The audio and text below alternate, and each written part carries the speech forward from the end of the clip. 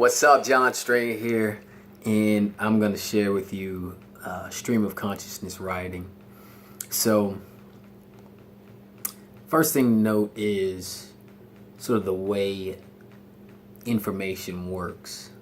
Physics talks about a universal field theory. If everything is energy and it's all kind of connected, you've heard probably theories or statements like that before. We have this power to choose what we think, to focus on things, and then to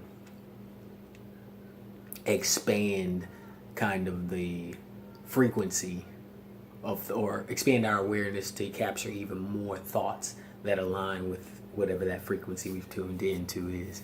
Long story short, genius is tapping into that information, that whole band of information, and using your awareness to tap into it. And our creativity is a way to navigate that. And so I want to tell you a couple of ways I've learned using stream of consciousness to tap into that bandwidth of information. You see Einstein, a lot of inventors, Thomas Edison, a lot of other genius creators like Michael Jackson, Jimi Hendrix, etc. There's information out there you can find where they used these modalities of thinkings, whether it be hearing, whether it be cognition, touch, sound, seeing, etc. They use their senses to process information. So these are modalities of thinking, if you will. Now, when it comes down to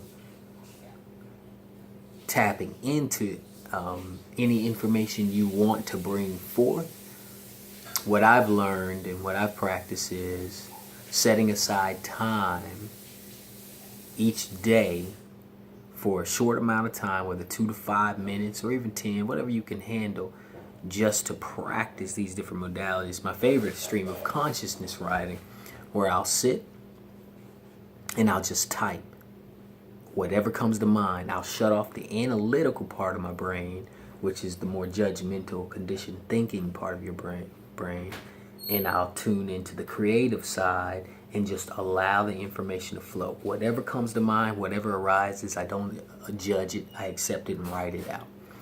I spent a long time doing that for day after day and for short periods of time each day. Then I extended that. Next thing you know, well, let me back up. So that's the creative part, right? It's creation. Then I would read it back after writing it. Give it a little, that's called analyzation. You engage my judgmental brain or analytical brain to just read it and see what I've got. Now, take some time away from it, whether it be a couple of hours or what have you, and then come back and read it again, and that creates what we call a feedback loop. Now, this feedback loop is really reinforcing in your subconscious or parasympathetic, whatever the heck you want to call it.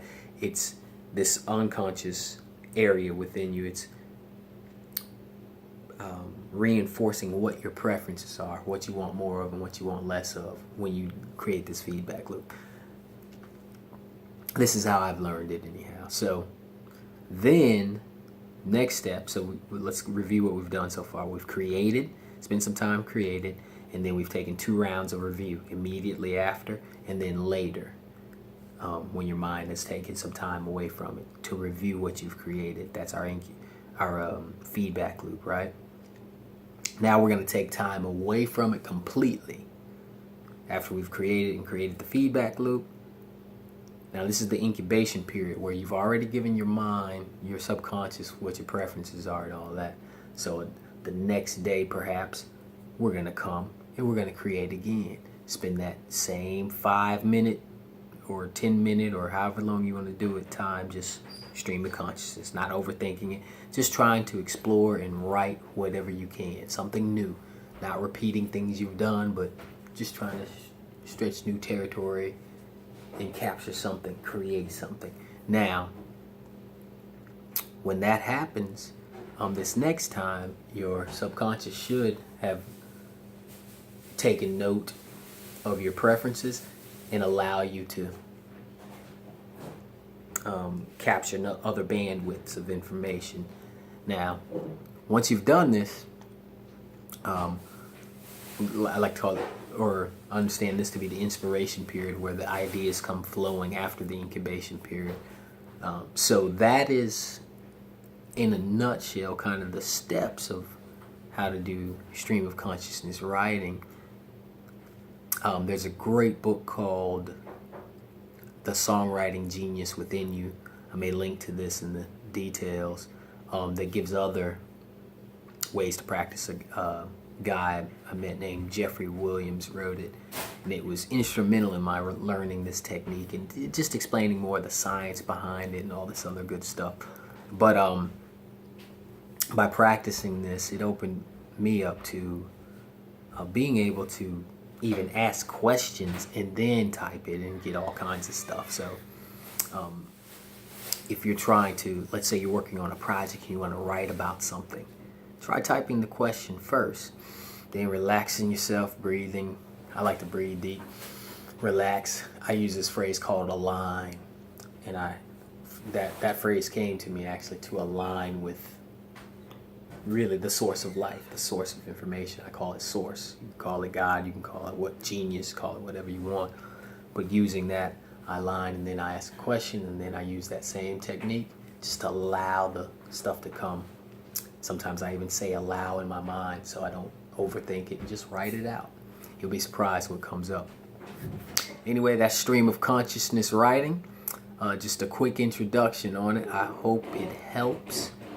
Again, taking time consistently to practice it. Don't expect it to come just like that. It may not, but don't be tied to the outcome either. Just allow it to unfold however it needs to for you and see what the results are. Enjoy. Peace.